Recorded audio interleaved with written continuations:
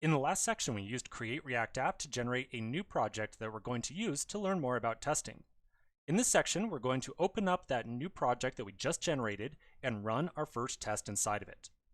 I'll first begin by changing into the testing directory that we just created, and then I'm going to open up my code editor inside of here.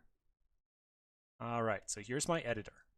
Now, when we first create a project using Create React App, we get a couple of different files and folders automatically generated. Inside the src directory are two files that you and I are going to spend a pretty good amount of time looking at, and that is the app.js file and the app.test.js file. The app.js file contains the root component of this very basic React application.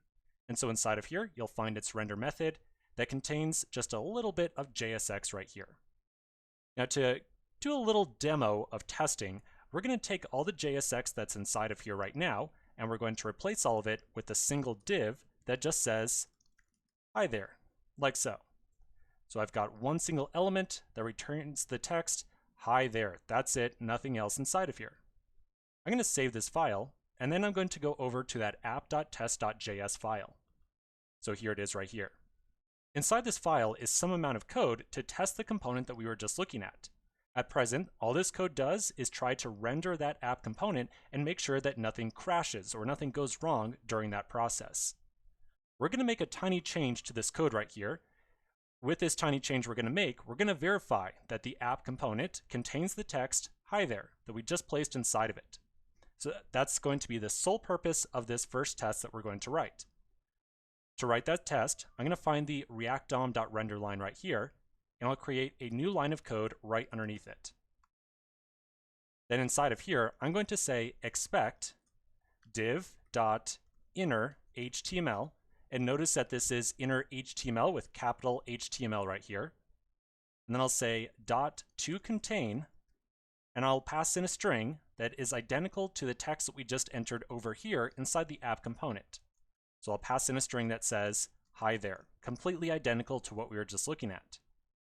I'll then save this file, and then I'm going to flip over to the terminal and try to run this test file. That should be validating to make sure that the app component is working the way we expect. So I will change back over to my terminal, and then inside the testing directory, I'm going to execute the command npm run test. So when we first generate a project using Create React App, we automatically get a fully functional test setup right out of the box ready to go. So we do not have to install any additional libraries, any additional dependencies, or do any additional setup. We can just immediately start writing tests. Now we'll talk a lot about this setup that comes included or bundled along with a Create React App generated application, but for right now, it's definitely a good place to get started. Now, after running npm run test, we're going to wait just a moment for the test to run, and then eventually we're going to see a message that says, "Yep, it looks like your component or that app component is working the way you expect."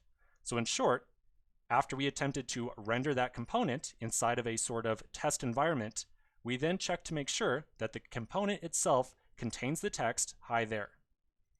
And because the test passed, well, I feel reasonably confident that, yep, that component is working the way we expect.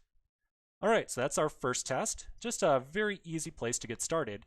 Let's take a quick pause right here, and we'll come back to the next section and start talking about the test environment that we get for free with Create React App.